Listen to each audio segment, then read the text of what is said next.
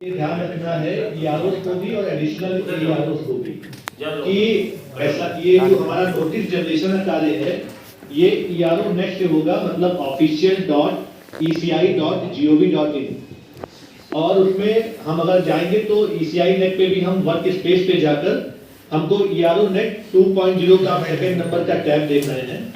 तो जब ERO net आप 2.0 पे आएंगे तो इस प्रकार से आपको एक SIR का एक ग्रीन कलर का टैब ब्लॉक दिखाई देगा। इस ब्लॉक पे जब आप क्लिक करेंगे तो आपको सेकंड फेज में इस प्रकार का टैब आएगा जिसमें SIR सभी डिटेल्स है, जनरेशन, डाउनलोड, PDF है। थर्ड आपका जो टैब है वो है नोटिस जनरेशन, और इसके बाद चौथा टैब है डिस्पोजल ऑफ हेयरिंग। तो नोटिस जनरेशन जो आपका 7 दिन का जो पहला पीरियड खत्म होगा उसके बाद से डिस्पोजल ऑफ हेयरिंग में आपका ये टैब आगे इसमें एक्टिव हो जाएगा, जब इसमें आपके नोटिसेस के 7 दिन के बाद इसमें हेयरिंग के लिए मतदाताओं की डिटेल आएगी। नोटिस जनरेशन पर आप क्लिक करेंगे तो आपको इस प्रकार से एक टैब आएगा जिसमें नो मैपिंग, डिस्क्रिपेंसीज, अदर, और राइट में आएगा notice generate by AERO/ERO। No mapping पे आप क्लिक करेंगे तो नीचे 2 टाइप के ऑप्शन है, पार्ट नंबर और एपिक नंबर। ये सिलेक्टेड पार्ट है, मतलब अगर ERO के जो ERO ने अपने लिए पार्ट सेलेक्ट किया हुआ है वो केवल EROs को दिखेगा, जो एडिशनल AEROs है उनको पार्ट दिए गए उनको दिखेगा, और जो AEROs ओरिजिनल है उनको दिखेगा। तो यहाँ पर आप पार्ट वाइज भी और एपिक नंबर वाइज जैसा चाहें वैसे आप इसको शेड्यूल कर सकते हैं। तो अगर आपने किसी पार्ट को सिलेक्ट किया तो आप देखेंगे कि नो मैपिंग पे क्लिक करने के बाद नीचे आप एक सेलेक्ट पार्ट नंबर करेंगे तो आप पार्ट नंबर के बाद नीचे इस प्रकार से एपिक नंबर के डिटेल आ जाएंगे। यहाँ पर आप देखेंगे कि हमने इसको पार्ट नंबर से सर्च किया है। हमने एक पार्ट नंबर 264 लिया तो उसमें जितने मतदाता मतलब इस पार्ट में 15 नो मैपिंग थे। तो आप देख रहे हैं कि नीचे इस प्रकार से 15 जो मतदाता हैं उनके सारे एपिक नंबर आपके पास दिखाई देंगे, पार्ट नंबर सर्च करेंगे। नेक्स्ट,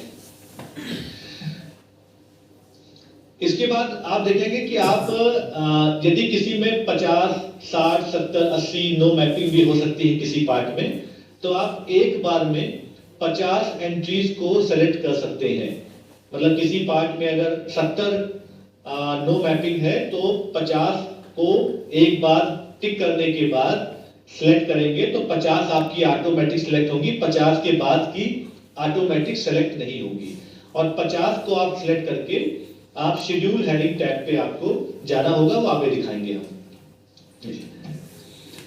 इसके अलावा आप इंडिविजुअल भी देख सकते हैं। यदि आपको किसी सिंगल व्यक्ति को नोटिस जारी करना है तो आप देख रहे हैं कि टेक एक्शन में शेड्यूल हेडिंग का टैब जैसे ही आप टेक एक्शन पे क्लिक करेंगे आपके राइट में ऑटोमेटिकली शेड्यूल हेडिंग का ऑप्शन खुल के आ जाएगा। आप सिंगल भी किसी मतदाता को इस प्रकार से नोटिस जनरेट कर सकते हैं अगर आपको ऑल नहीं करना है, कोई सिंगल केस है आपका।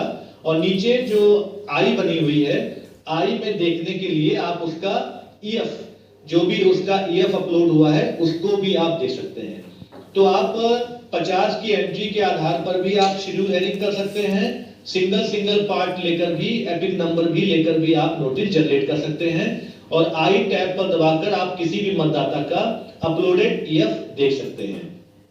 नेक्स्ट, ये आपको अब जैसे मान लीजिए आपने 50 एंट्रियां सेलेक्ट की तो आप इस प्रकार से शेड्यूल हेडिंग पे क्लिक करेंगे तो 7 दिन बाद का डेट दिखाई पड़ेगा। मतलब आप किसी भी मतदाता की सुनवाई 7 दिन से कम पे नहीं कर पाएंगे, 7 दिन से ज्यादा पे ही कर सकते हैं, मतलब 17, 18, 19 जो आप डेट लगाएंगे।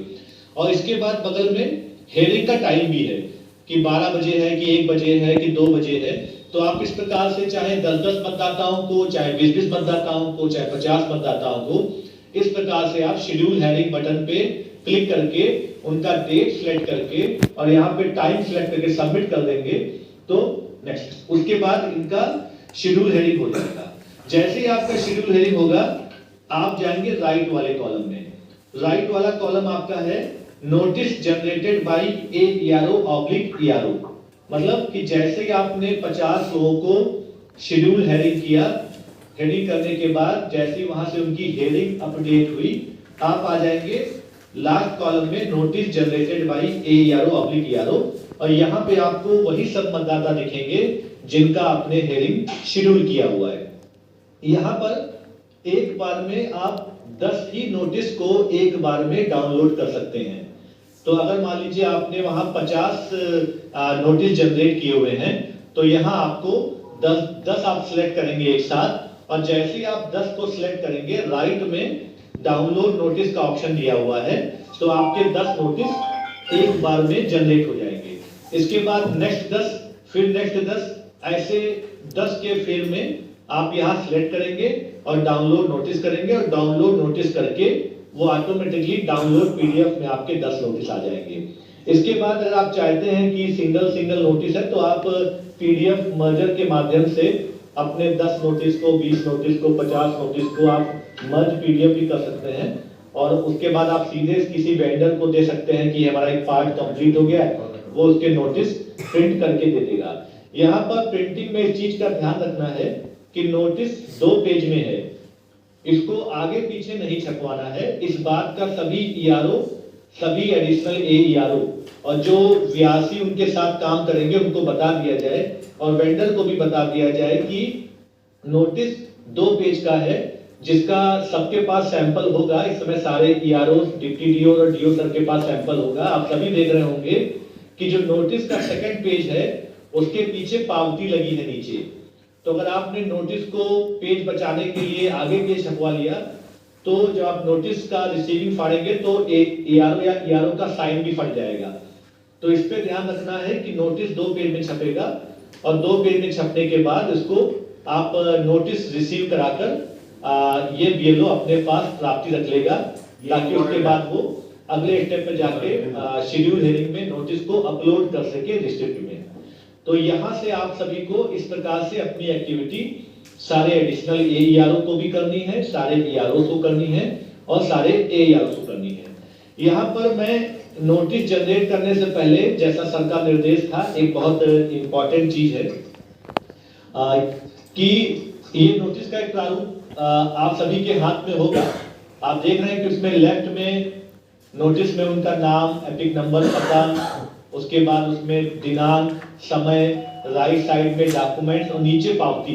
तो अगर आपने नोटिस को आगे पीछे छपवाया तो पावती के साथ ERO का या AERO का नाम भी डिस्ट्रॉय हो जाएगा, इसलिए इसको आपको 2 पेज में छपवाना है।